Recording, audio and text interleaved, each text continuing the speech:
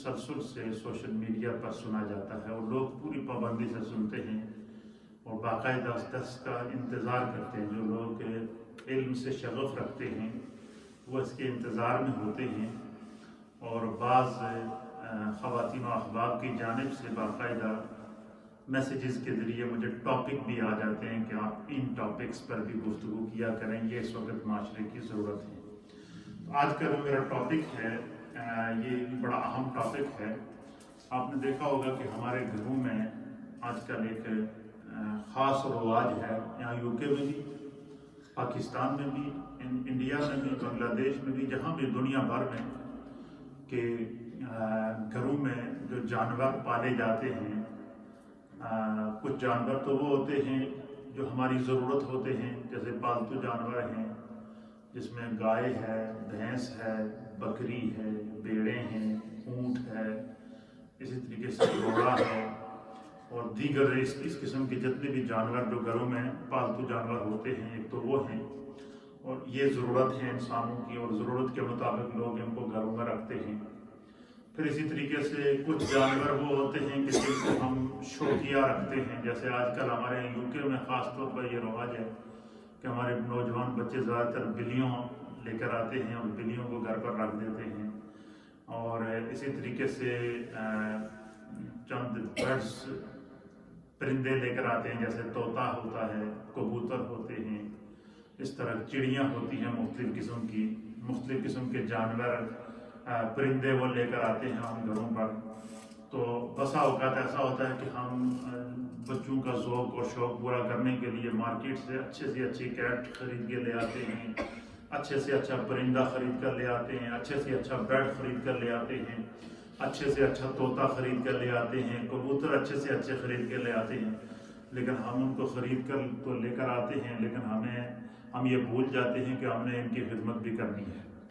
तो जिस तरह अल्लाह ताला ने इस निज़ाम कायनात को चलाया है और इस कायनात में हर चीज़ के अल्लाह ने हुकूक मुकर्रर किए, जिस तरह इंसानों के हुकूक हैं इस तरह जानवरों के भी हुकूक हैं। तो रमज़ान के महीने में हमने एक पूरी सीरियल चलाई थी कि what is the rights of parents, what is the rights of children, what is the rights of youngster. तो मियाँ और बीवी के क्या हुकूक हैं, इंसानों के साथ क्या हुकूक हैं, ये सारे हुकूक हमने बयान किए थे। तो मेरी तवज्जो इस तरफ दिलवाई गई कि जानवरों के हुकूक पर भी आप एक दर्स रिकॉर्ड करा दें, तो उस हवाले से इंशाअल्लाह अज़ीज़ आज हम गुफ्तगू करेंगे कि जो घरों पर जो जानवर पाले जाते हैं तो इनका उसी तरीके से ख्याल रखना चाहिए जिस तरह हम अपना ख्याल रखते हैं, ताकि चूँकि वो हमारे महताज हो गए, हम उनको लेकर आए हैं, हमने उनको पाबंद कर दिया है। एक तो वो जानवर है कि जो खुले जानवर हैं, जैसे जंगलों में रहते हैं, जंगली परिंदे हैं, जंगली जानवर हैं, वो खुली फिजा में रहते हैं, वो अपने हिसाब से अपना ख्याल रखते हैं। लेकिन कुछ जानवर जो हमारे महताज अल्लाह ने कर दिए हैं, तो अगर उसका हम ख्याल नहीं करेंगे तो बाकायदा ये गुनाह के ज़ुमरे के अंदर आता है। और मैं इसके ऊपर आपके सामने कुरान और हदीस से इंशाअल्लाह चंद दलाइल पेश करूँगा, ताकि जिस तरह हम एक दूसरे का ख्याल रखते हैं, इस तरह हमारे घरों के अंदर जो जानवर हैं, जो मसलन कैट्स हैं, बिल्लियाँ हैं या परिंदे हैं मुख्तलिफ़ किस्म के, जो जिनको हमने घर में बतौर शौक़ रखा हुआ है, तो हमें उनका हर एतबार से हर तरह से ख्याल रखना चाहिए। और ये परिंदों को जो भी चीज़ या जानवरों को जो भी चीज़ खिलाई जाती है, ये सदक़े के ज़ुमरे में आता है। तो यानी जितना आप जानवर की खिदमत करेंगे, इतना खुदा की तरफ से आपको सदक़े का सवाब मिलेगा। इसी तरीके से एक रवायत के मुताबिक हदीस के अंदर मैंने पढ़ा है कि ये जो आप सारे पंजाब के रहने वाले लोग हैं और ज़मींदार लोग हैं ज़्यादातर। आपने देखा जब हम फसलों में ज़मीनें गंदम की बिजाई करते हैं या मकई की बिजाई करते हैं या मुख्तलिफ़ किस्म की जो फसलें हैं उनकी बिजाई करते हैं, तो हम तो बीज डाल के चले जाते हैं, लेकिन जब तक वो बीज फट कर उससे दाना नहीं निकलता, उस वक्त तक जो खुली फिजा के परिंदे हैं वो बाकायदा आते हैं और वो उस खेत से दाना चुग कर जाते हैं। और एक हदीस के मुताबिक हुज़ूर अलैहिस्सलातु वस्सलाम ने फरमाया कि अगर तवक्कुल सीखना है तो परिंदों से सीखो, کہ صبح وہ خالی پیٹ اپنے گھونسلے سے نکل کر جاتے ہیں اور شام کو جب وہ آتے ہیں تو ان کا جو پیٹ ہوتا ہے وہ بھرا ہوا ہوتا ہے. تو نبی پاک نے فرمایا کہ جو پرندے کھلے ہوئے ہیں، مثلا جو کسی کے پابند نہیں ہیں، جنگلوں میں رہتے ہیں، وہ جس کی کھیت سے وہ دانہ چگیں گے، فرمایا کہ اس کھیت والے کو اللہ تعالیٰ جتنے پرندے وہاں سے وہ اس کی فصل سے دانہ کھائیں گے اتنا اللہ کو صدقے کا ثواب دے گا. ایک بات. دوسرا آپ نے دیکھا ہوگا کہ بسا اوقات ہماری جو فصلیں ہوتی ہیں وہ ہماری توقع سے بھی زیادہ نکل آتی ہیں. بہت زیادہ فصل ہو، گندم کی فصل توقع سے زیادہ نکل آئی، مکئی کی فصل توقع سے زیادہ نکل آئی. ایسا ہوتا ہے یا نہیں ہوتا؟ اس کے حوالے سے بھی لکھا ہے علماء اور محدثین نے کہ بعض جو پرندے جن کھیتوں سے خوش ہوتے ہیں وہ پرندے اللہ کی بارگاہ میں دعا کرتے ہیں کہ اس کھیت سے ہمارا پیٹ بھرا ہے، اے اللہ ان کے رزق میں کمی نہ کرنا. خداوند قدوس رزق میں بڑھا دیتا ہے. اچھا، بعض لوگ وہ ہوتے ہیں کہ جو پرندوں کو یا جانوروں کو گھروں میں رکھ لیتے ہیں لیکن ان کا خیال نہیں کرتے، ان کو بھوکا رکھتے ہیں، پیاسا رکھتے ہیں، تو وہ ان کے لیے عذاب کا سبب بنتے ہیں. اس کے اوپر میں انشاءاللہ آپ کے سامنے احادیث پیش کروں گا. قرآن حکیم فرقان مجید میں اللہ تعالیٰ نے مختلف صورتوں کے اندر باقاعدہ جانوروں کا ذکر کیا ہے اور مختلف انداز. اسی طریقے سے قرآن پاک کی سورۃ النحل ہے. سورۃ النحل کے ابتدا کے اندر اللہ تعالیٰ نے اس کی ابتدائی آیات کے اندر باقاعدہ جو اللہ نے اپنی مخلوق پیدا کی ہے انسانوں کے ساتھ ساتھ، سب سے پہلے اللہ تعالیٰ نے فرمایا کہ سورہ النحل کی آیت نمبر 3 کے اندر اللہ نے فرمایا کہ تمہارا رب وہ ہے کہ کیا ہے کہ خلق السماوات والارض بالحق، کہ اسی نے آسمانوں کو اور زمینوں کو برحق پیدا کیا. فرمایا کہ وہ ان سے بلند اور برتر ہے اور اس کا کوئی شریک قرار، وہ ان سے بلند اور برتر ہے جو اس کو اس کا شریک قرار دیتے ہیں. پھر فرمایا کہ اللہ تعالیٰ نے آیت نمبر 4 میں فرمایا کہ خلق الانسان من نطفۃ. یہاں اللہ تعالیٰ نے پہلے زمینوں اور آسمانوں کی پیدائش کا ذکر کیا. پہلی آیت کے اندر سورۃ النحل ہے، پارہ نمبر 14 ہے. پھر اس کی آیت نمبر 4 کے اندر اللہ تعالیٰ نے فرمایا خلق الانسان من نطفۃ. تمہارا رب وہ ہے کہ جس نے انسانوں کو پیدا کیا، جو ہے وہ نطفہ سے پیدا کیا. فَإِذَا هُوَ خَصِيمٌ مُبِينٌ. تو فرمایا کہ انسان کو نطفہ سے پیدا کیا کہ وہ علی الاعلان جگڑنے لگا، کہ انسان جو ہے وہ زمین پہ آتا ہے، فساد پھیلاتا ہے، لڑائی جھگڑا کرتا ہے، ایک دوسرے کے جناب علی ہم پیچھے پڑے رہتے ہیں. تو اس آیت میں اللہ تعالیٰ فرماتا ہے کہ انسان کبھی اپنی پیدائش پہ بھی تو غور کر کے تیری پیدائش کیا ہے، تو کیسے پیدا ہوا ہے. تو ایک مٹی کا حصہ ہے، تو خاک تھا اور خاک سے اللہ نے تجھے آفاق اور افلاق تک پہنچایا ہے. تو فرمایا کہ انسان کو اپنی پیدائش پر، فرمایا کہ جو انسان اپنی پیدائش پر غور کرتا ہے اس کے اندر کبھی تکبر نہیں آتا، کبھی غرور نہیں آتا. تو سورۃ النحل پارہ نمبر 14 میں اللہ تعالیٰ نے پہلے زمینوں اور آسمانوں کی پیدائش کا ذکر کیا. پھر اللہ تعالیٰ نے جو ہے وہ آیت نمبر 4 کے اندر جو ہے وہ انسان کی پیدائش کا ذکر کیا. اور سورۃ النحل کی آیت نمبر 5 کے اندر اللہ تعالیٰ فرماتے ہیں والانعام. انعام کہتے ہیں چوپایوں کو، جانوروں کو. پھر فرمایا کہ تمہارا رب وہ ہے کہ اس نے چوپایوں کو والانعام خلقها لکم فیہا دفء ومنافع ومنها تأکلون. فرمایا کہ تمہارا رب وہ ہے کہ جس پہلے کیا فرمایا کہ زمینوں کو پیدا کیا، آسمانوں کو پیدا کیا، پھر زمینی اور آسمانی مخلوق کو پیدا کیا. پھر فرمایا انسان کو اللہ نے نطفے سے پیدا کیا. پھر فرمایا کہ تمہارا رب وہ ہے کہ جس نے جانوروں کو پیدا کیا. تو جانوروں کی پیدائش کا اللہ تعالیٰ ذکر فرماتا ہے. اچھا، ان جانوروں میں سے بعض جانور وہ ہیں جو انسان کے لیے، جو خاص اللہ نے انسانوں کے فائدے کے لیے پیدا کیے ہیں، اس کو بھی اللہ تعالیٰ نے اسے سورہ جو ہے وہ نحل کے اندر بیان فرمایا ہے. فرمایا کہ وہ ہے کہ جس نے جانوروں کو پیدا کیا اور انہی جانوروں میں سے تمہارے لیے اللہ نے گرم کپڑے پیدا کیے. کیا مطلب؟ یہ جو وول کا ہم سوٹ پہنتے ہیں، ہم دیکھیں ہم کہیں بھی جاتے ہیں اور کپڑا خریدتے تو ہم کیا کہتے ہیں، ہمیں وول کا کپڑا چاہیے. کیا کہ جی ہمیں وول کا کپڑا چاہیے، ہمیں گرم کپڑا چاہیے، ہمیں کاٹن کا کپڑا چاہیے.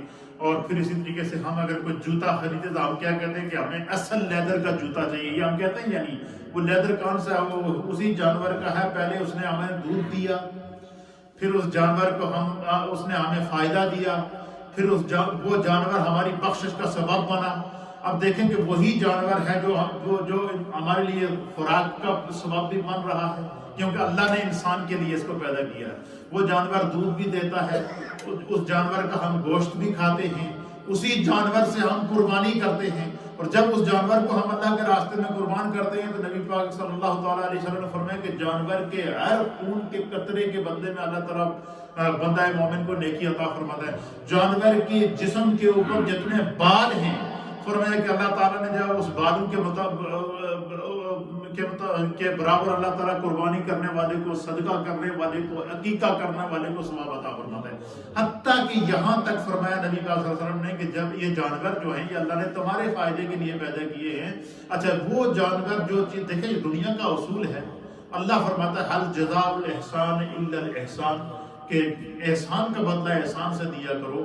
تو یہ جو جانور جو اللہ نے ہمارے محتاج کیے ہیں، ان سے ہم گوشت بھی کھاتے ہیں، ان سے ہم دودھ بھی پیتے ہیں، ان سے ہم بوجھ بھی اٹھواتے ہیں، ان سے ہم کھیتی باڑی بھی کرتے ہیں. یہ وہ جانور ہیں جن کو قرآن نے انعام کہا ہے. تو فرمایا کہ جس طریقے سے یہ تمہارے فائدے میں آتے ہیں، جب تک یہ آپ کے کنٹرول میں ہیں، اللہ تعالیٰ اس طرف اشارہ دے رہا ہے، اللہ کا رسول اس طرف اشارہ دے رہا ہے، قرآن ہمیں اس طرح اشارہ دے رہا ہے کہ جس طرح ہم اپنے کھانے پینے کا خیال رکھتے ہیں، اس طرح ہمیں جانوروں کے کھانے پینے کا خیال رکھنا ہے. اسی طریقے سے یہ ہیں وہ جانور، یہ جانوروں کا ذکر ہے. اسی طریقے سے آگے اگر ہم سورہ نمل کے اندر اگر آپ جائیں گے تو سورہ نمل کے اندر اللہ تعالیٰ نے جو ہے وہ حشرات الارض، چونٹیوں کا ذکر کیا. یہ نمل عربی میں چونٹی کو کہتے ہیں. تو حضرت سلیمان علیہ السلام کے دور کے اندر یہ جو چونٹی تھی، اینٹ جس کو کہتے ہیں انگلش کے اندر، جو ہے وہ یہ چونٹیاں جو ہے ان کا ذکر کیا ہے کہ سب سے اللہ تعالیٰ کی چھوٹی مخلوق ہے، بالکل بظاہر نظر نہیں آتی. تو فرمایا کہ جب تم کہیں چلتے رہو تو یہ بھی خیال کیا کرو کہ کوئی اللہ کی کوئی مخلوق تمہارے پاؤں کے تلے نہ آ جائے. پھر اسی طریقے سے حدیث پاک کے اندر آتا ہے، نبی پاک صلی اللہ تعالیٰ علیہ وسلم نے فرمایا کہ یہ جو حشرات الارض ہیں، یہ جو زمینی کیڑے ہیں یا زمینی حشرات الارض کہتے ہیں، وہ مخلوق جو زمین کے اندر رہتے ہیں، جیسے سانپ ہیں یا ایسی مخلوق جو بالکل زمین کے اندر رہتی ہے، اس کو حشرات الارض کہتے ہیں. تو انہوں نے اللہ تعالیٰ کی بارگاہ میں عرض کیا کہ اللہ یہ تیری مخلوق ہے، زمین کے اوپر گھومتی ہے، پھرتی ہے، تو ہمیں جو ہے وہ ہم بلوں کے اندر رہتے ہیں، تو ہم باہر نکلے تو ہمیں خوف رہتا ہے کہ جو ہے وہ کوئی ہمیں کچل نہ دے. تو اللہ ہمیں ابھی آزادی چاہیے. تو حدیث پاک کے اندر آتا ہے، نبی پاک صلی اللہ علیہ وسلم نے فرمایا کہ اللہ تعالیٰ نے حشرات الارض کی فریاد کو سنا، اللہ تعالیٰ نے ان کی طرف وحی کی اور اللہ نے ان کے لیے حکم فرمایا کہ تم ایسا کرو کہ جب رات کو سارے لوگ سو جایا کریں تو تم رات کو باہر نکل جایا کرو.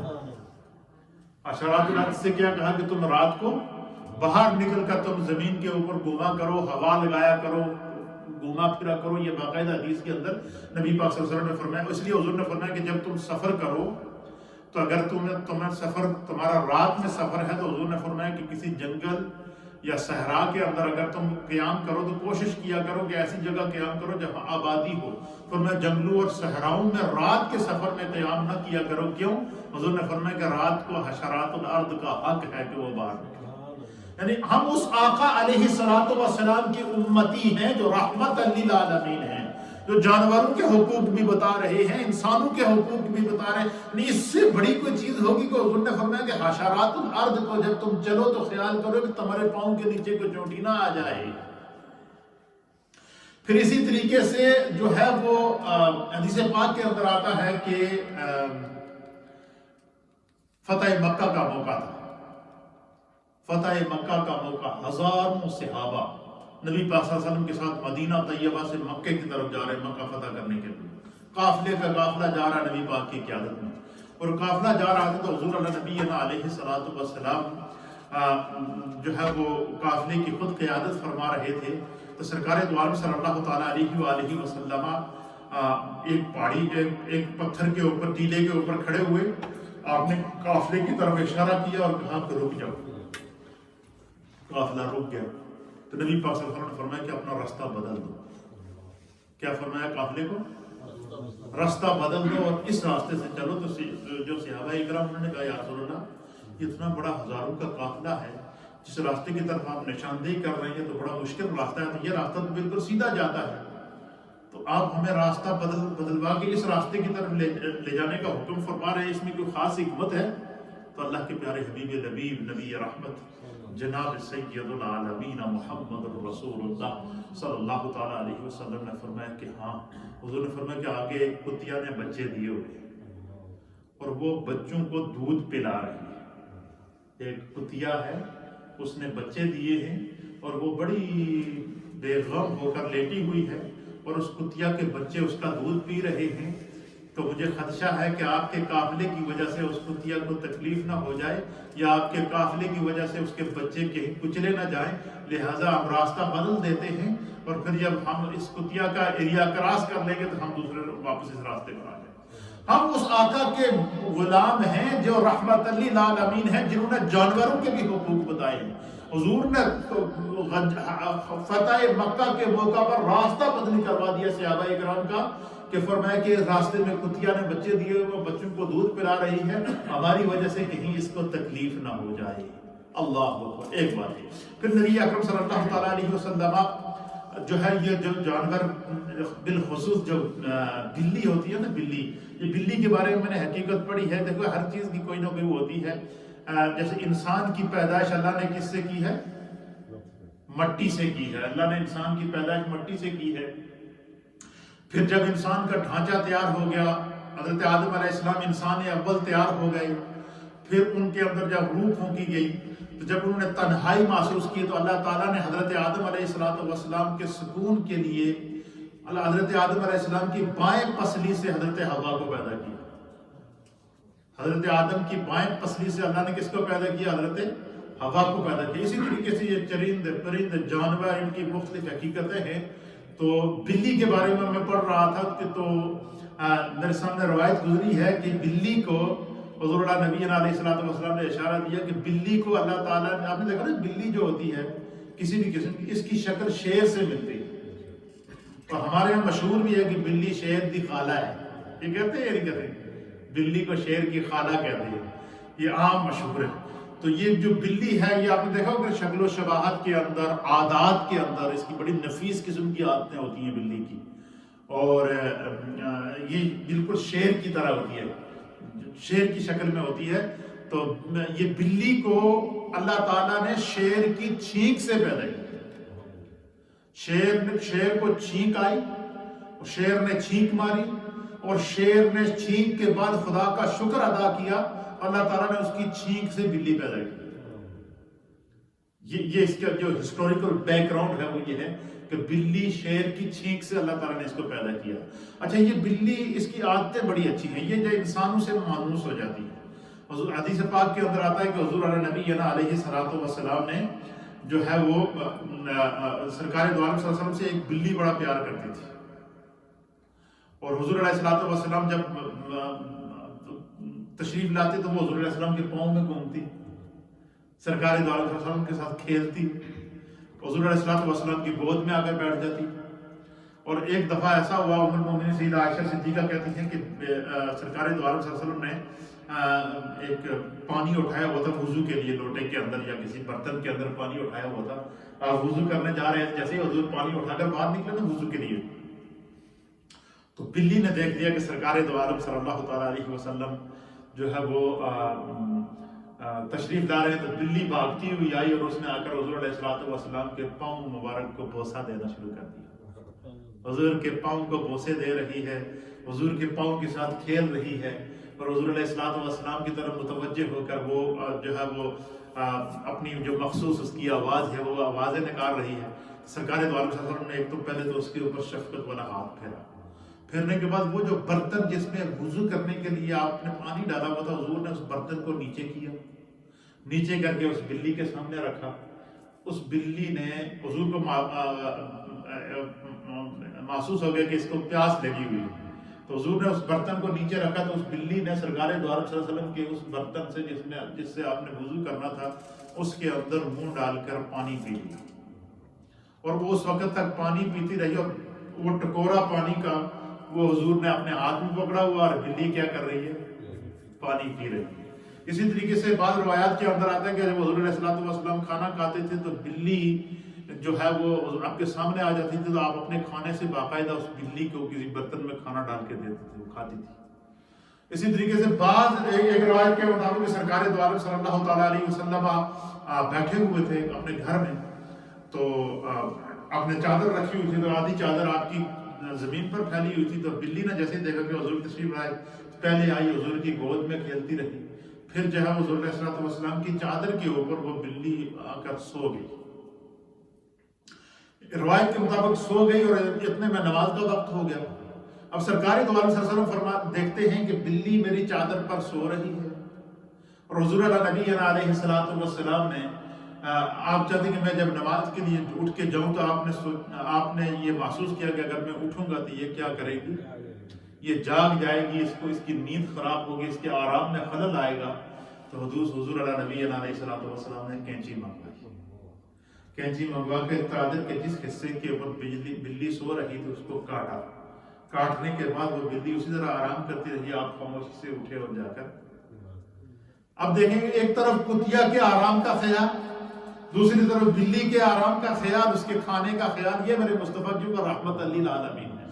اور اسی وجہ سے جانور حضور علیہ الصلوۃ والسلام سے بہت پیار کرتے تھے۔ ایک روایت کے مطابق سرکار دو عالم صلی اللہ تعالیٰ علیہ وسلم ام المؤمنین سیدہ عائشہ صدیقہ رضی اللہ تعالیٰ عنہا بیان کرتی ہیں، آپ فرماتی ہیں کہ ہم اہل بیت کا ایک بیل تھا، اور وہ بہن سرکار دو عالم صلی اللہ علیہ وسلم سے اتنا مانوس تھا کہ حضور علیہ السلام جب بھی گھر آتے نا تو وہ بیل جیسے حضور کو دیکھتا نا تو وہ اپنے کونٹے کے اوپر گھومتا، وہ چلاتا، وہ خوشی سے مچلتا، اور جب تک حضور اس کے سامنے رہتے وہ مچلتا رہتا، اور حضور علیہ السلام سے پیار کرتا، حضور قریب آتے، اس کے اوپر ہاتھ پھیرتے، اس کے سر پر ہاتھ پھیرتے، اس کی پیٹھ پر ہاتھ پھیرتے، اور سرکار دو عالم صلی اللہ علیہ وسلم پھر جب اندر تشریف لے جاتے تو ام المؤمنین کہتی ہیں کہ ہم نے بڑا عجیب منظر دیکھا کہ جس وقت حضور سو جاتے ہیں تو وہ بیل بالکل آواز نہیں نکالتا، وہ بھی خاموشی سے سو جاتا، اور وہ اس بات کا خیال رکھتا کہ کہیں میرے ہلنے جلنے سے یا میری آواز نکالنے سے حضور کے آرام میں خلل پیدا نہ ہو۔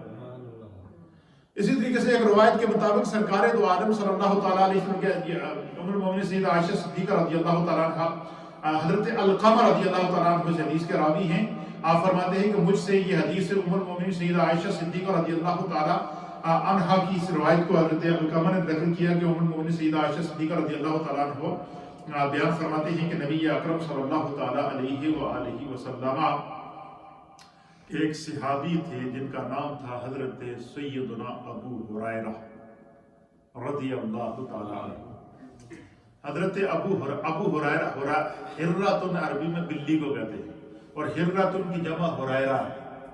ابو ہریرہ کا معنی ہے بلیوں کا باپ۔ حضرت سیدنا ابو ہریرہ رضی اللہ تعالیٰ عنہ جو تھے یہ بلیوں سے بڑا پیار کرتے تھے۔ انہوں نے بہت ساری بلیاں پال کے رکھی ہوتی تھی، اور وہ جب چلتے تو ان کے آگے پیچھے بلیاں ہی بلیاں ہوتی تھیں۔ ایک دفعہ سرکار دو عالم صلی اللہ علیہ وسلم نے دیکھا تو بلیوں نے ابو ہریرہ رضی اللہ تعالیٰ عنہ کو گھیرا ہوا ہے، کوئی بلی ان کی گود میں بیٹھی ہوئی ہے، کوئی ان کے کندھے پر ہے، کوئی ان کے ایک ہاتھ میں ہے، کوئی دوسرے ہاتھ میں ہے، بلیوں کے ساتھ کھیل رہے ہیں۔ سرکار دو عالم صلی اللہ علیہ وسلم نے ان کو بلیوں پر شفقت کرتے ہوئے دیکھ کر حضور نے پیار سے ان سے کہا کہ یا ابا ہریرہ، اے بلیاں دے پیو، ساری زبان حضور نے کہا کہ اے بلیاں دے پیو، اے بلیوں کے باپ۔ حضرت ابو ہریرہ کا اصل نام ہی لوگ بھول گئے کہ حضور نے ان کو پیار سے ابو ہریرہ کا نام ہی ابو ہریرہ۔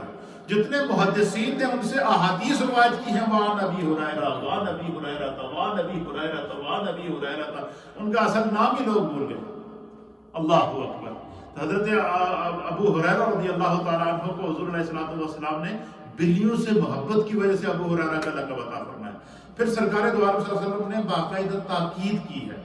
ام المؤمنین سیدہ عائشہ صدیقہ کہتی ہیں کہ حضور علیہ السلام نے فرمایا کہ بنی اسرائیل کی ایک خاتون تھی، تو پھر سرکار نے بیان فرمایا کہ مجھے شب معراج کو جہاں پر اور لوگوں کے عذاب کو دکھایا گیا، وہاں پر ایک عورت کے عذاب کو دکھایا گیا کہ اللہ نے اس عورت کو عذاب میں ڈالا ہوا تھا۔ تو مجھے بتایا گیا کہ اس عورت کا عذاب صرف اس وجہ سے ہوتا ہے کہ اس کے گھر میں ایک بلی تھی. کیا تھی؟ اور اس بلی کو اس عورت نے پکڑ کر باندھ لیا. یہ ان لوگوں کے لیے اس میں نصیحت ہے جو گھروں میں بلیاں رکھتے ہیں اور ان کا خیال نہیں رکھتے. تو حضور نے فرمایا کہ ایک عورت تھی, اس نے ایک بلی رکھی ہوئی تھی, تو وہ بلی سے تنگ آ گئی. تو بس بعض بلیاں شرارتی بھی ہوتی ہیں, گھروں میں کوئی نہ کوئی چیزیں توڑ دیتی ہے, کوئی چیز کھا لیتی ہیں, تو پھر گھر والے کہتے ہیں کہ ہم اس کو سزا دیتے ہیں. تو اس عورت نے کیا کیا کہ اس بلی کو پکڑ کر باندھ لیا. کیا کر دیا؟ بلی کو پکڑ کر باندھ لیا. جب بلی کو پکڑ کر باندھا تو وہ کئی دن تک باندھی رہی, بھول گئی اس کو. وہ بھوک سے وہ بلی مر گئی. وہ بلی بھوک سے کیا ہو گئی؟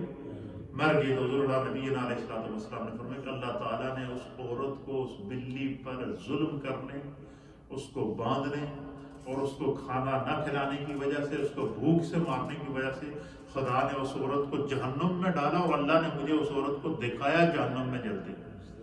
تو اس سے جہاں اور باتیں سمجھنے کی ہیں, وہاں یہ بات بھی ہے کہ گھر میں جو بلیاں ہیں یا پرندے ہیں یا جانور ہیں یا کبوتر ہیں یا طوطے ہیں یا جو بھی چیزیں ہیں, خرگوش گھروں میں لوگ شوق سے پالتے ہیں, تو ان کی جو غذا ہے اس کا باقاعدہ اہتمام اس طرح کریں جس طرح ہمیں خود بھوک لگتی ہے. کیوں کہ اب ہم نے ان کو گھر میں لے کر قید بھی کر دیا, ہم نے ان کو گھر میں بند بھی کر دیا. اچھا, اور ہم نے ان کو لا کر گھر میں رکھ بھی دیا, اور ہم ان کا اچھا بعض ہمارے نوجوانوں کی یہ ہوتی ہے کہ وہ گھروں بڑی شوق سے بلیاں لا کر گھروں میں رکھ دیتے ہیں, واپس پتہ ہی نہیں کرتے کہ انہوں نے کچھ کھانا بھی ہے یا کہ نہیں, ان کا خیال بھی رکھنا ہے یا کہ نہیں. تو پھر گناہ ہوتا ہے اور بہت سخت اس کی پکڑ ہے. ایک حدیث کے مطابق نبی پاک صلی اللہ علیہ وسلم نے فرمایا کہ ایک شخص سفر کر رہا تھا, سفر کرتے کرتے وہ ایک کنویں کے پاس سے گزرا, تو اس نے دیکھا کہ کنویں کے کنارے ایک کتا ہے, اور وہ کتے کو سخت گرمی ہے اور کتے کو سخت پیاس لگی ہوئی ہے. اب چونکہ کنواں بہت گہرا ہے, وہ پانی میں تو جا نہیں سکتا, تو کنویں کے ارد گرد جو کوئی تھوڑا بہت جو لوگوں نے پانی نکالا تھا, کیچڑ تھا, وہ کتا پیاس کی وجہ سے اس کیچڑ کو چاٹ رہا تھا.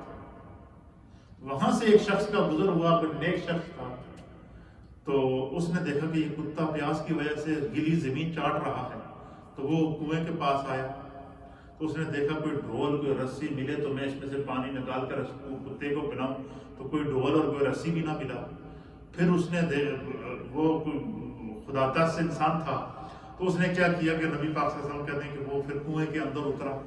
اترنے کے بعد اس نے اپنے موزے کے اندر یا اپنے جوتے کے اندر اپنا جوتا اتارا یا اپنا موزہ اتارا.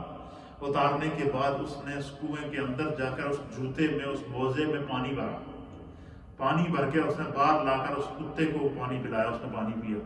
پھر دوسری مرتبہ گیا, پھر اس کو لا کر پلایا, جب تک وہ کتا پانی سے سیراب ہوتا تو اس وقت تک وہ اس کو کیا کرتا رہا, کنویں سے پانی لا کر پلاتا رہا. پھر جب وہ کتا پانی پی کر وہاں سے اٹھ کر چلا گیا, پھر اس نے وہ باہر نکلا, پھر اس نے وہ موزہ جھاڑا, جھاڑنے کے بعد وہ موزہ پہنا اور چل دیا. نبی پاک صلی اللہ علیہ وسلم نے فرمایا کہ اللہ تعالیٰ نے اس شخص کے اس عمل کی وجہ سے اس کی گناہ معاف کر دی, اس کی بخشش. ایک کتے کو پانی پلانے کی وجہ سے جنت ملی ہے ایک شخص کو, اور ایک بلی کو بھوکا مارنے کی وجہ سے ایک شخص کو جہنم ملی. اسی طریقے سے یہ جو پرندے ہیں ان کا خیال رکھنا بڑا ضروری ہے. قرآن کریم فرقان مجید کے اندر اللہ تعالیٰ نے پرندوں کا بڑا ذکر کیا ہے. سورہ نمل کی آیت نمبر 20 کے اندر اللہ تعالیٰ نے ہدد کا ذکر کیا ہے, اور پرندوں کا جو بادشاہ ہے اس کو ہدد کہتے ہیں. اسی طرح جانوروں کا جو بادشاہ ہے اس کو شیر کہتے ہیں. اسی طریقے سے جو ہے وہ انسانوں کو اللہ تعالیٰ نے تمام مخلوقات میں سے افضل البشر بنایا ہے, اور مخلوقات میں سے سب سے بہترین مخلوق پیدا کیا ہے. تو قرآن پاک میں ہدد کا ذکر ہے. پھر قرآن حکیم فرقان مجید کے اندر جو ہے وہ جو زمینی کی نمل چونٹی کا ذکر ہے. پھر قرآن کریم کی ایک پوری سورت ہے جس کو سورۃ النمل, سورہ نمل کہتے ہیں چونٹی والی سورت. سورہ نمل کا سورت کا نام ہی چونٹی والی سورت ہے, کیونکہ اس میں اللہ تعالیٰ نے اپنی سب سے چھوٹی مخلوق چونٹی کا ذکر کیا, اور وہ چونٹی بھی ایسی نہیں تھی, اس چونٹی نے وہ چونٹیوں کی ملکہ تھی. جس طرح ہم دنیا میں رہتے اس طرح حجرات الارض کی بھی چونٹیوں کی ملکہ تھی. تو اس نے 3 میل دور حضرت سلیمان علیہ السلام آ رہے تھے اور ان کا قافلہ آ رہا تھا، اور قافلہ بھی ہزاروں قسم کا تھا. تو اس چونٹیوں کی ملکہ نے کیا کیا، قرآن اس منظر کو بیان کرتا سورہ نمل کے اندر، چونٹیوں کے اس ملکہ نے ساری چونٹیوں کو جو وہ آواز دی کہ اے چونٹیوں اپنے اپنے بلوں کے اندر چلی جاؤ. حضرت سلیمان اور ان کا لشکر آ رہا ہے، اور وہ ہزاروں کی تعداد میں ہے، اس میں جانور بھی ہے، اس میں انسان بھی ہیں، اس میں جن بھی ہیں، کہیں ایسا نہ ہو کہ وہ تمہیں کچل ڈالے. 3 میل دور تھا سلیمان علیہ السلام کا لشکر. جب چونٹی نے یہ بات کہی نا اپنی چونٹیوں کو، تو چونٹیاں فوراً جلدی جلدی اپنے بلوں میں گھسنے لگی. چونٹی کی یہ آواز قرآن بیان کرتا ہے کہ 3 میل دور حضرت سلیمان علیہ السلام نے سن لی اور آپ نے مسکرانا شروع کیا. آپ مسکرائے. تو آپ کے ساتھ جو قافلہ تھا انہوں نے پوچھا کہ یا نبی اللہ آپ یہاں مسکرائیں، اس کی وجہ کیا؟ آپ نے کہا کہ 3 میل دور. آپ نے پھر قافلے سے کہا راستہ بدلی کرو بھائی، چونٹیاں آگے دھرنا دیتا ہے، احتجاج کیتا ہے. تو آپ نے وہ قافلے کا راستہ بدلی کروا دیا. کیوں؟ اور 3 میل دور حضرت سلیمان علیہ السلام نے چونٹی کی آواز سن لی. 3 میل دور اگر حضرت سلیمان علیہ السلام اللہ کے نبی چونٹی کی فریاد کو سن کر راستہ بدلی کر رہے ہیں، اور کئی کلومیٹر دور آگے کتیا نے جو بچے دیے ہوئے تھے، سرکار نے اس کی فریاد اور اس کو دیکھ کر اس کو جب فتح مکہ کے موقع پر قافلہ بدلی کرا دیا. تو یہ وہ حقوق ہیں جو انبیاء اکرام نے بھی جانوروں کے خیال رکھے. پھر اسی طریقے سے قرآن کریم نے اس منظر کو بیان کیا کہ اللہ تعالیٰ کے 2 نبی ایسے ہیں، ایک حضرت داؤد علیہ السلام اور ایک حضرت سلیمان علیہ السلام. حضرت داؤد علیہ السلام کے بیٹے تھے حضرت سلیمان علیہ السلام. اچھا، ان کو اللہ تعالیٰ نے، حضرت داؤد اور حضرت سلیمان علیہ السلام کو اللہ تعالیٰ نے کائنات کی حکومت عطا فرمائی. پھر حضرت سلیمان علیہ السلام نے اللہ سے دعا کی تھی کہ یا اللہ مجھے روئے زمین پر ایسی حکومت عطا فرما کہ میرے قیامت تک نہ میری جیسی حکومت کسی کو ملے تو نہ کسی کو ایسی حکومت ملے. اللہ نے عطا فرمائی. پھر یہاں تک کہ فرمایا کہ حضرت سلیمان علیہ السلام کو صرف جانوروں، انسانوں، جنوں، ہر چیز، حشرات الارض، ہر چیز پر اللہ نے حکومت عطا فرمائی. نہ صرف ان کو حکومت عطا فرمائی تھی بلکہ ہر جانور کی بولی بھی سمجھتے تھے اور ہر جانور سے اس کی بولی میں باتیں بھی کرتے تھے. یہ جو قرآن کریم فرقان مجید کی سورہ نمل کی آیت نمبر 20 کے اندر ہدد کا ذکر ہے. یہ ہدد کیا تھا؟ یہ وہ پرندہ ہے جس کو پرندوں کا بادشاہ کہتے ہیں. یہ حضرت سیدنا سلیمان علیہ السلام کی حکومت میں اس کو آپ نے انفارمیشن کا منسٹر بنا دیا، وزیر اطلاعات جس کو ہماری زبان میں کہتے ہیں. ہدد کیا تھا؟ یہ وزیر اطلاعات تھا حضرت سلیمان علیہ السلام کے اوپر. آپ دیکھیں جی، کائنات کا حاکم اور وزیر اطلاعات ہدد تھا. اور ہدد کی یہ ڈیوٹی ہوتی تھی کہ جس طرف سلیمان علیہ السلام کا قافلہ جاتا تھا، وہ قافلہ بھی کیسا ہوتا تھا؟ تخت بنا ہوتا، جو ہزاروں مائل کی مسافت کے اوپر وہ تخت ہوتا تھا. اس تخت کے اوپر ہر نسل کا جانور ہوتا تھا. اس تخت کے اوپر انسان ہوتے تھے، اس میں جن ہوتے تھے، اس میں فرشتے ہوتے تھے. سلیمان علیہ السلام مشرق میں صبح کرتے تھے، مغرب میں جاتے تھے، مغرب سے واپس مشرق میں آتے تھے، اور وہ تخت ہوا میں جاتا تھا. اس کے اوپر ساری وہ مشاورت ہوتی تھی. پرندوں سے مشورہ کرتے، جانوروں کے متعلق جانوروں سے مشورہ کرتے، پرندوں کے متعلق پرندوں سے مشورہ کرتے، جنات کے متعلق جنات سے مشورہ کرتے، انسانوں کے متعلق انسانوں سے مشورہ کرتے، اور کائنات میں انصاف قائم کرتے. یہ قرآن نے اس منظر کو بیان کیا. اور جس وقت حضرت داؤد علیہ السلام کا وصال ہوا تو حضرت داؤد علیہ السلام کو جو اللہ نے آواز عطا فرمائی تھی، وہ کہتے ہیں کہ اتنی مسحور کن آواز تھی. یہ لان داؤدی جو مشہور ہے وہ اس وجہ سے مشہور ہے کہ اللہ تعالیٰ نے حضرت داؤد علیہ السلام کو جو آواز عطا فرمائی تھی، وائس عطا فرمائی تھی، وہ اتنی پیاری آواز تھی کہ جس وقت وہ تلاوت کرتے تھے نا، جو ان پر کتاب نازل ہوئی تھی، اس کتاب کی جب تلاوت کرتے تھے تو روایات کے اندر آتا ہے کہ جو روئے زمین کے جو پرندے ہواؤں میں چلتے تھے نا، وہ رک جاتے تھے. ہر چیز اپنی جگہ جامد ہو جاتی جب تک سلیمان علیہ السلام، داؤد علیہ السلام جو ہے وہ ہو گئے. تو جب حضرت داؤد علیہ السلام کا وصال ہوا تو حدیث کے اندر آتا ہے، مفسرین نے لکھا ہے کہ بہت زیادہ گرمی تھی اس وقت، اتنی گرمی تھی، طوفانی گرمی تھی. تو حضرت داؤد علیہ السلام اور چونکہ پوری کائنات کے آپ حاکم تھے تو ہر چیز آپ کے جنازے میں آپ کے دیدار کے لیے آ رہی تھی، تو حضرت سلیمان علیہ السلام کی اس وقت عمر 15 سال تھی۔ کتنی عمر تھی؟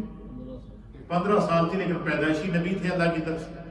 جب دیکھا کہ گرمی بہت زیادہ ہے اور لوگوں کو جو وہ بالکل ایک عجیب و غریب کیفیت ہے، تو حضرت سلیمان علیہ السلام باہر آئے۔ باہر آ کر آپ نے ایک پہاڑی پر کھڑے ہو کر کہا، یا ایھا الطیور، اے روئے زمین کے پرندوں، آؤ برڈز، سارے پرندوں کو آپ نے آواز دی ہے، اے روئے زمین کے پرندوں۔ بس یہ انہوں نے آواز نکالنی تھی، روئے زمین پر جتنے پرندے تھے وہ سارے کے سارے اڑتے ہوئے حضرت سلیمان علیہ السلام کے اوپر آ گئے۔ آپ نے فرمایا کہ اپنے پر پھیلا دو اور اس وقت تک اس زمین پر سایہ کیے رہو جب تک کہ حضرت داؤد علیہ السلام کی تدفین نہیں ہوئی۔ اور روایات کے اندر آتا ہے کہ لاکھوں اور اربوں کی تعداد میں پرندے انہوں نے آسمان پر چھت بنا دیا تھا، اس طرح چھت بنا دیا تھا اور سایہ آ گیا، سورج کے آگے آ گیا، سایہ آ گیا۔ اور حضرت سلیمان علیہ السلام، پھر ایک وقت ایسا ہوا کہ وہ پرندوں کے پیر آپس میں اتنے مل گئے، اتنے پرندے سے پرندہ، پرندے سے پرندہ، پرندے سے پرندہ ملا ہوا ہے، تو بالکل ہوا بند ہو گئی۔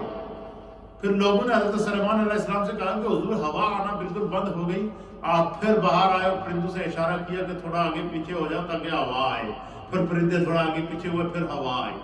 تو پرندوں کی بولیاں بولتے تھے، پرندوں کی بولیاں سمجھتے تھے، پرندوں کا باقاعدہ ان کے دانے دنکے کا خیال رکھتے تھے۔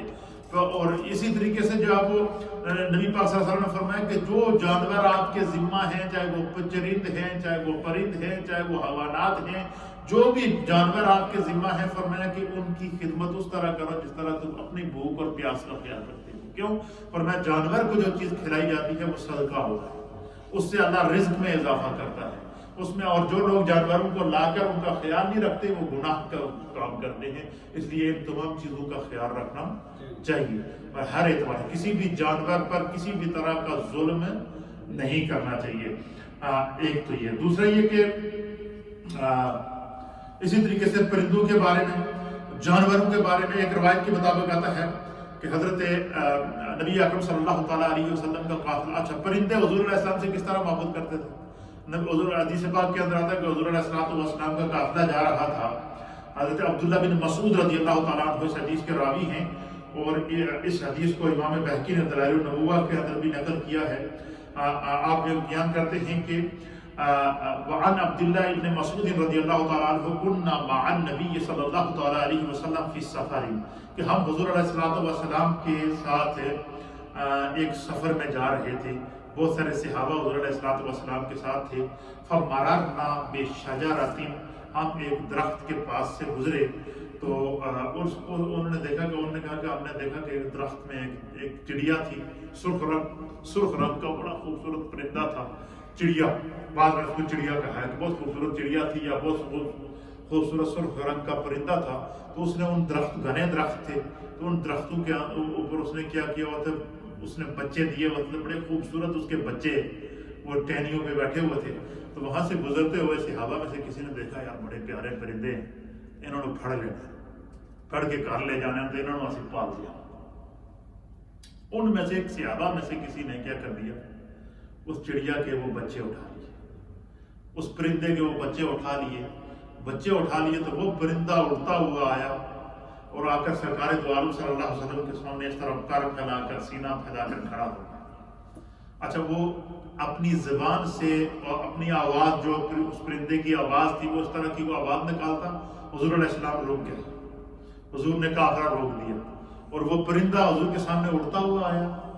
حضور علیہ السلام نے جو ہے وہ اس کی آواز سننے کے بعد سرکار دو عالم صلی اللہ تعالیٰ علیہ وسلم صحابہ کی طرف متوجہ ہوئے۔ حضور نے فرمایا کہ اس پرندے نے شکایت کی ہے کہ آپ میں سے کسی نے اس کے بچے اٹھا لیے ہیں، کیا ایسا ہی ہے؟ صحابہ نے کہا یا رسول اللہ ہاں ہم نے اٹھایا، ہم نے سوچا ہم ان کو پالیں گے۔ حضور نے فرمایا کہ اس پرندے نے جو وہ تمہاری شکایت کی ہے، لہٰذا جہاں سے اٹھائے ہیں ان کو وہاں چھوڑ دیا۔ حضرت عبداللہ بن مسعود کہتے ہیں کہ اس پرندے کے وہ بچے ہم نے واپس اس درخت پر چھوڑے، اور وہ پرندہ خوشی سے مچلتا ہوا حضور کے سامنے اس نے چکر کاٹا اور چہکتا ہوا واپس جا کر اپنے بچوں کے پاس بیٹھا۔ ایک حدیث کے مطابق نبی اکرم صلی اللہ علیہ وسلم کا قافلہ جا رہا تھا تو حضور نبینا علیہ الصلوۃ والسلام کے سامنے ایک اونٹ آیا اور اس اونٹ نے آ کر سب سے پہلے حضور علیہ الصلوۃ والسلام کے سامنے کھڑا ہو گیا. کھڑا ہونے کے بعد وہ حضور کے سامنے بیٹھا. بیٹھنے کے بعد اس نے سب سے پہلے اپنا جو منہ تھا وہ حضور کے قدموں میں رکھا اور حضور علیہ الصلوۃ والسلام کے قدموں کا بوسہ لیا. پھر اس اونٹ نے آگے سے ہنہنانا بنبنانا شروع کر دیا جس طرح کہ اونٹ کی آواز نکالتا ہے. اس طرح آواز نکالی اور وہ پھر اس اونٹ کی آنکھوں سے آنسو چلنا شروع ہو گئے. تو جب اونٹ کی آنکھوں سے آنسو چلنا شروع ہوئے تو حضور نبینا علیہ الصلوۃ والسلام نے اس اونٹ پر اس کے سر پر ہاتھ پھیرا. جب سر پر ہاتھ پھیرا تو حدیث کے اندر آتا ہے کہ وہ اونٹ کیا ہو گیا؟ پرسکون ہو گیا, بالکل سکون میں آ گیا. سکون میں آ گئے. جب وہ سکون میں آیا تو حضور نبینا علیہ الصلوۃ والسلام نے فرمایا کہ اس اونٹ کا مالک کون ہے, اس کو بلاؤ.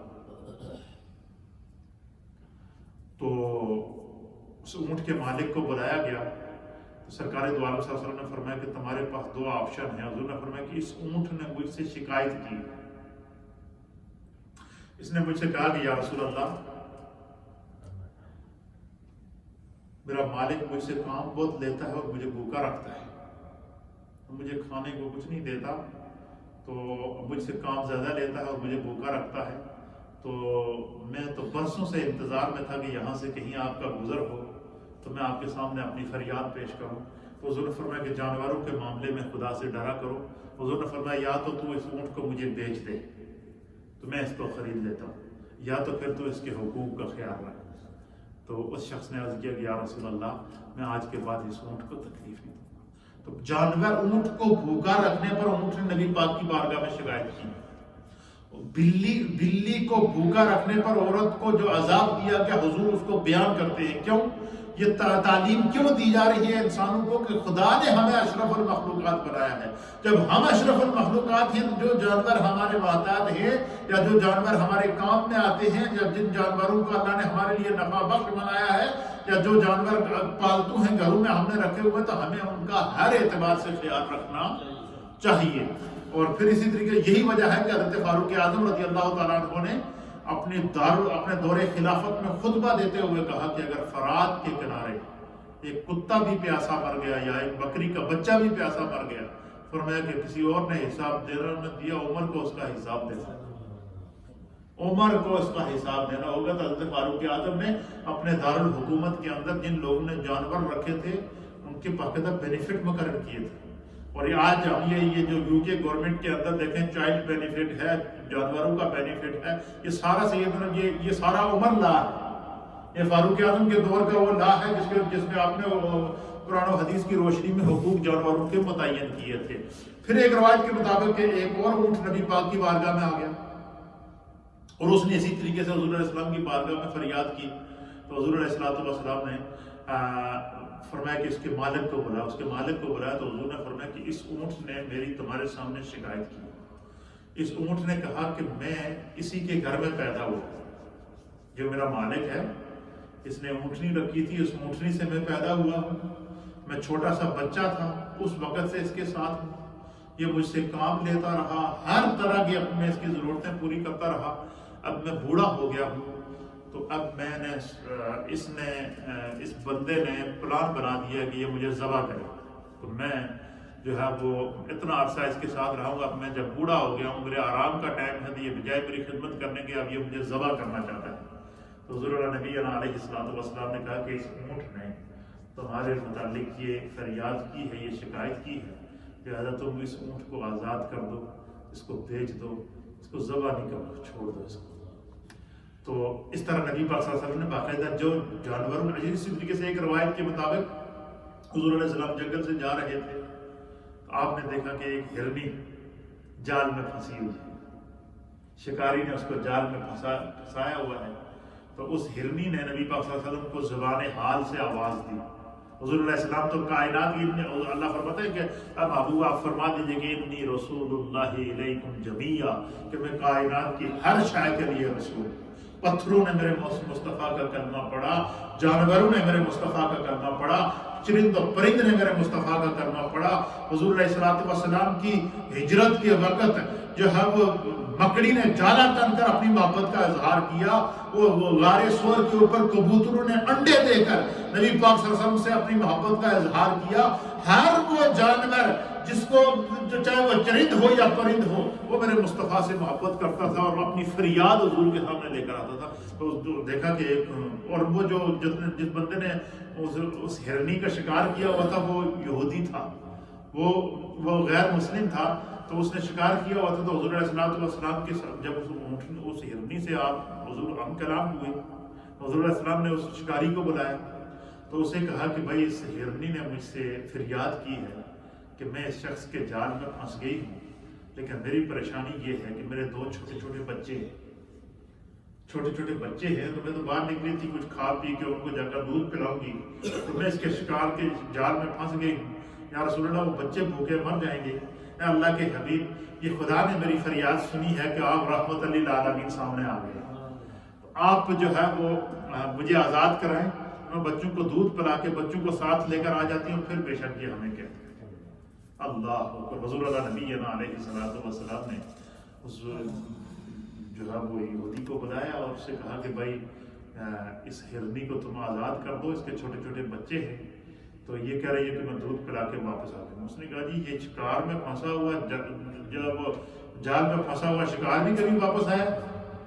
तो हुजूर ने फरमाया कि ये अल्लाह के रसूल से वादा कर रही है, ये जरूर आएगी। तो उसने कहा जी कि ये कैसे हो सकता है? हुजूर ने फरमाया ये आएगी। उसने कहा अगर ये वापस आ जाती है तो मैं आप पर ईमान लेकर आ जाऊँ। हुजूर ने फरमाया तुम इसको छोड़ दो, छोड़ दी। हदीस के अंदर आता है वो ऊँटनी मचलती हुई, आवाजें निकालती हुई, छलांगे मारती हुई, खुशी से मचलती हुई गई, चली गई। काफी हुजूर भी वहीं बैठे, शिकारी भी वहीं बैठा, सहाबा भी वहीं बैठे इंतजार कर रहे। तो थोड़ी देर कहते हैं गुजरी तो वो हिरनी वापस आई और अपने साथ दोनों छोटे छोटे बच्चों को लिया हुआ था और सरकार के सामने आकर पेश हो गई। बस ये मंजर उस यहूदी ने देखना था तो वो आप पर ही ईमान लेकर आ गया। उसने कहा कि इसको छोड़ दो। तो ये जानवरों के हुकूक सरकार ने बयान फरमाए हैं। अल्लाह कुरान हकीम फुरकान मजीद के अंदर जानवरों के मुख्तलिफ हुकूक को बयान फरमाता है। जानवरों का जो फायदा अल्लाह ताला ने सूरह नाहल के अंदर, सूरतुन नाहल, अगर आप जानवरों के हुकूक को आपसे पूछे कि कुरान के अंदर कहाँ है, सूरतुन नाहल के अंदर आप पढ़ें। सूरतुन नाहल की इब्तिदाई आयात हैं, उसमें जो है वो जानवरों का जिक्र है, उसमें जो है चौपाइयों का जिक्र है, उसके अंदर परिंदों का जिक्र है। फिर उसके बाद सूरतुन नाहल के आगे जाएंगे तो जो है वो शहद की मक्खी का उसके अंदर जिक्र है, शहद की मक्खी शहद कैसे बनाती है उसका जिक्र है। इसी तरीके से सूरह नमल के अंदर आप जाएंगे तो सूरह नमल के अंदर चोटी का जिक्र है। इसी तरीके से कुरान पाक की एक सूरत है जिसका नाम है सूरह अनकबूत। अनकबूत मकड़ी को कहते हैं, जो मकड़ी जाला बनाती है। उस मकड़ी के नाम से सूरत क्यों हुई? उस मकड़ी ने हिजरत के मौका पर नबी पाक से मोहब्बत की थी, हुजूर ने उस मोहब्बत का उसको सिला दिया। तो जो जानवर इंसानों से मोहब्बत करते हैं तो उनको उनकी मोहब्बत का सिला देना चाहिए। तो इसलिए मैंने आज ये बयान कर दिया ताकि हमें इस चीज़ का एहसास हो कि जो जानवर हमारे जिम्मा हैं, चाहे वो परिंदे हैं, चाहे वो कबूतर हैं, चाहे वो तोते हैं, चाहे वो खरगोश हैं, चाहे वो बिल्लियां हैं, चाहे वो कुत्ते हैं, जो कुछ जानवर घरों में मौजूद हैं, जो पालतू जानवर हैं, तो उनका हर एतबार से खाने पीने का ख्याल, उनकी जितनी खिदमत की जाए ये सदके के जुमरे में आती है और किसी भी जानवर को भूखा ना रखा जाए। इसी तरीके से आपने देखा होगा कि जब गर्मियों का मौसम होता है तो हमारे घरों के ऊपर अगर बाहर से परिंदे बैठते हैं, चिड़ियाँ बैठती हैं बहुत सारे, तो कोशिश किया करें कि उनको दाना दुनका दे दिया जाए, उनको पानी पिलाया जाए। बड़ी गर्मी होती है, गर्मियों में जो ये परिंदों को दाएं बाएं से पानी नहीं मिलता और आजकल आबादी इतनी हो गई है कि जंगलों से हर जगह शहर बन गए हैं। तो इसलिए ये जानवर, परिंदे, चरिंदे, इनके साथ जो है वो सिला रहमी करने से अल्लाह ताला बख्शिश भी करता है, सवाब में इजाफा भी करता है और ये मग़फ़िरत का सबब भी बनते हैं। अल्लाह ताला हमें दीन समझने की तौफीक अता फरमाए।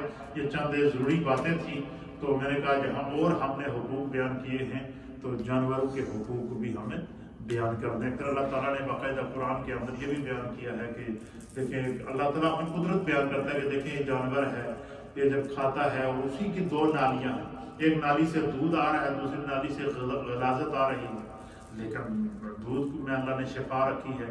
تو یہ ساری چیزیں جو ہے خاص طور پر جانوروں کے متعلق اللہ تعالیٰ نے مختلف مقامات پر سورہ ملک کے اندر جانوروں کا ذکر کیا گیا ہے, سورہ نمل کے اندر جانوروں کا ذکر کیا گیا ہے, سورہ نحل کے اندر جانوروں کا ذکر کیا گیا ہے.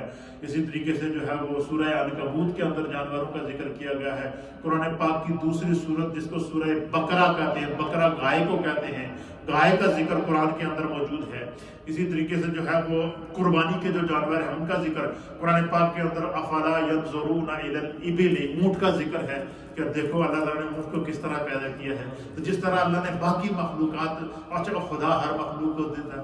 اور حضرت یونس علیہ السلام کا تو جب مچھلی نے ان کو نگل لیا تو ایک مچھلی نے نگلا, پھر دوسری مچھلی نے آ کر اس مچھلی کو نگل لیا, اور بڑی ایک مچھلی نے حضرت یونس علیہ السلام کو نگلا, اس سے بڑی مچھلی نے آ کر اس مچھلی کو نگل لیا جیسے یونس علیہ السلام کو نگلا, اور وہ مچھلی سمندر کی تہہ کے اندر چلی گئی.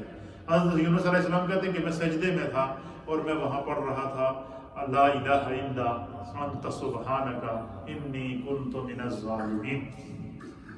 تو وہ کہتے ہیں حضرت سلیمان علیہ السلام مچھلی کے پیٹ کے اندر سمندر کی تہہ میں کروڑوں اربوں اور کھربوں کی تعداد میں آواز آ رہی تھی, اور وہ آواز صرف یہ سبحان اللہ و بحمدہ, سبحان اللہ العظیم, سبحان اللہ و بحمدہ, سبحان اللہ العظیم. کہتے ہیں کہ اس طرح آواز میرے کانوں میں گونج رہی تھی جس طرح شہد کی مکھیوں کی بنبناہٹ ہوتی ہے. تو حضرت سلیمان حضرت یونس علیہ السلام کہتے ہیں کہ میں نے اللہ کی بارگاہ میں عرض کیا کہ بارے الہ, اس سمندر کی تہہ میں بھی تیرا کوئی عاشق ہے جو اتنی تعداد میں, جو لاکھوں اربوں کی تعداد میں تیری تسبیح پڑھ رہے ہیں, یہ کون سی مخلوق ہے؟ تو حضور فرماتے ہیں کہ اللہ تعالیٰ نے حضرت سلیمان علیہ السلام, حضرت یونس علیہ السلام کی طرف وحی کی. حضرت یونس علیہ السلام کی طرف اللہ نے وحی کی کہ یہ سمندر کے اندر موجود جو میری مچھلیاں ہیں, جو سمندری مخلوق ہے, یہ میرا ذکر کر رہی ہے. اس لیے اللہ فرماتا ہے یسبح للہ ما فی السماوات و ما فی الارض, کائنات و ما فیہا کی کوئی شے ایسی نہیں ہے جو خدا کا ذکر نہ کرتی. تو یہ اللہ تعالیٰ ہمیں جو ہے وہ جانوروں کے حقوق سمجھنے کی توفیق عطا فرمائے, انسانوں کے حقوق سمجھنے کی توفیق عطا فرمائے, ایک دوسرے کے دکھ اور درد کو سمجھنے کی توفیق عطا فرمائے.